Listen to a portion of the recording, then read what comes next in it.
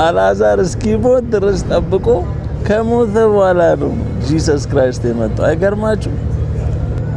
ማርታና ማርያም እኮ በቃ ተስፋ ቆርጠው ነው ያገኙት። አይ ከዚህ በኋላማ ምንም የሚፈጠር ነገር የለም፣ ብትኖር ጥሩ ነበረ፣ ብትኖር አይሞትም ነበር እያሉት ነበር። you see they don't know the power of Jesus። እና አንዳንዴ እግዚአብሔር የሱን አቅም የሱን ፓወር ለማሳየት የኛን እስከመጨረሻው ተስፋ እስክንቆርጥ ድረስ ይጠብቃል። እኛ አቅም እንደሌለን እስክናቅ ድረስ ይጠብቃል። ነገሮች እስኪበላሹ፣ ነገሮች ተስፋ እስኪቆረጥባቸው ድረስ ይጠብቃል። ከዛ በኋላ he will show up። የሱን ፓወር ያሳየናል፣ የሱን አቅም ያሳየናል። you get me? እዚህ ብዙዎቻችሁ እንዲህ አይነት ጥያቄ ውስጥ ያላችሁ why ለምንድነው እግዚአብሔር ዝም ያለው?